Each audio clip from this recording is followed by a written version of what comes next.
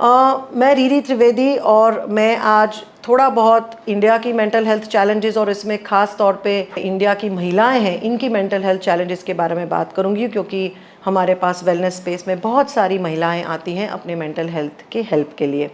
तो पहले तो इंडिया में मेंटल हेल्थ का बर्डन बहुत ही ज़्यादा बढ़ रहा है और WHO के हिसाब से 7 में से 1 जन को इंडिया में मेंटल हेल्थ का प्रॉब्लम है। मतलब प्रतिशत एक फैमिली में 1 जन को तो मेंटल हेल्थ का चैलेंज होगा ही होगा।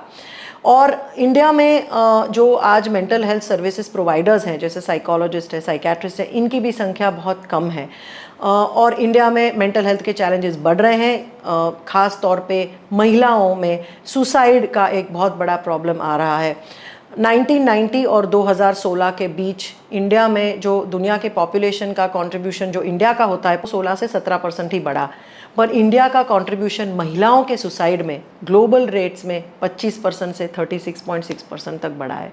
मतलब इंडिया में महिलाओं में सुसाइड का एक बहुत बड़ा प्रॉब्लम है और इसीलिए हमें महिलाओं के मेंटल हेल्थ के बारे में ज़रूर बात करनी चाहिए। हमारे वेलनेस स्पेस में पिछले 3 साल में हमने बहुत ही मेहनत करके जितने भी हमारे पास क्लाइंट्स आए हैं उनके हमने डिटेल्ड इंटरव्यूज़, पर्सनलाइज्ड इंटरव्यूज़ लेके उनकी हिस्ट्री रिकॉर्ड की है। करीबन 1500 क्लाइंट्स की हमारे पास डिटेल्ड हिस्ट्री है, उसमें से 1000 जितनी महिलाएं हैं और ये 1000 महिलाओं की हमने ऑलमोस्ट 30 अलग अलग पैरामीटर्स से हमने असेसमेंट्स की हुई हैं। हमारे पास जितनी महिलाएं आई हैं मेंटल हेल्थ के लिए उसमें 45% महिलाएं एंजाइटी के साथ आई हैं और करीबन 56% महिलाएं डिप्रेशन के साथ आई हैं। 57% महिलाएं आत्महत्या का विचार किया है या अटेम्प्ट भी किया है और बहुत सारी महिलाएं इनमें से ईटिंग डिसऑर्डर्स के साथ आती हैं, उनको ओबेसिटी वेट का इश्यूज़ रहता है और रिलेशनशिप इश्यूज़ भी रहे हैं। हर 3 में से 1 महिला का चाइल्डहुड ट्रॉमा स्कोर बहुत ज़्यादा है। चाइल्डहुड ट्रॉमा मतलब बचपन के प्रतिकूल अनुभव। पिछले 30 साल का रिसर्च दुनिया भर में जो हुआ है बताता है कि बचपन के प्रतिकूल अनुभव जो 0 to 18 साल की उम्र में जो बचपन में होते हैं उसका असर ज़िंदगी भर तक रहता है। और ख़ास करके महिलाओं में जब बचपन में उनका यौन शोषण होता है, उनका फिजिकल अब्यूज़ होता है, उनका भावनात्मक शोषण होता है जिसको हम इमोशनल अब्यूज़ और निगलेक्ट बोलते हैं, तो ये महिलाएं आत्महत्या के लिए ज़्यादा वल्नरेबल हो जाती हैं, आत्महत्या की तरफ भी जा सकती है।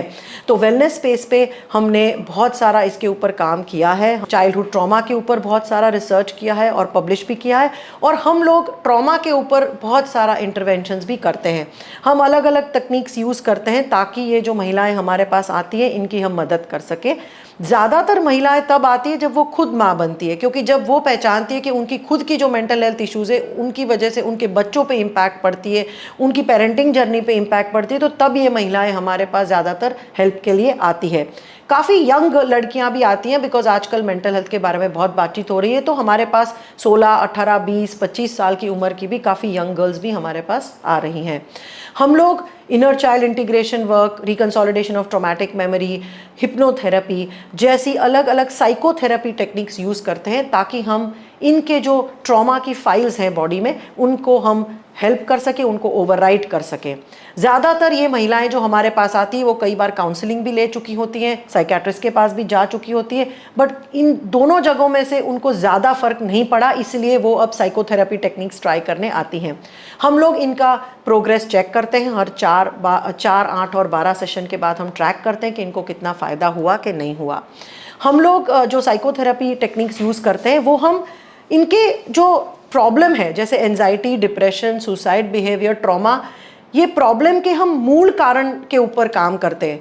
ये जो हम प्रॉब्लम्स देख रहे हैं हमारे हिसाब से ये प्रॉब्लम जो बाहर दिखते हैं वो प्रॉब्लम नहीं है, पर इनके पीछे जो कारण है, जो रूट कॉज है वो प्रॉब्लम है। और ज़्यादातर ये रूट कॉज होता है इनके बचपन के जो भी इन्होंने अनुभव किए हैं वो, और हम इन्हीं अनुभवों की फाइलों के ऊपर काम करते हैं इनको रिकंसोलिडेट करने के लिए, इनको ओवरराइड करने के लिए। और हमने देखा है कि इससे काफ़ी फ़ायदा हुआ है। बहुत सी महिलाओं के PTSD स्कोर्स कम हो गए हैं, इनकी एंजाइटी, डिप्रेशन कम हो गई है और इनकी मेंटल हेल्थ सुधरी है। ये रिसर्च के बारे में मैं आगे वीडियोज़ में बताऊँगी और थोड़े बहुत केस स्टडीज़ भी शेयर करूँगी जहाँ पर हमने ऐसे काफ़ी सीवियर केसेस के साथ काम किया है और उनको फ़ायदा मिला है। तो मैं यही कहना चाहूँगी कि महिलाओं की मेंटल हेल्थ के बारे में हमें बात करना बहुत ज़रूरी है। अगर हमारे देश में हमें महिलाओं का कंट्रीब्यूशन चाहिए, अगर महिलाओं को ज़्यादा वर्कफोर्स में इंक्लूड करना है तो इनकी मेंटल हेल्थ पे भी ध्यान देना बहुत ज़रूरी है। हालांकि रियलिटी ये है कि ज़्यादातर महिलाएं ही हमारे पास मेंटल हेल्थ के लिए आती हैं, पुरुष तो आते ही नहीं हैं।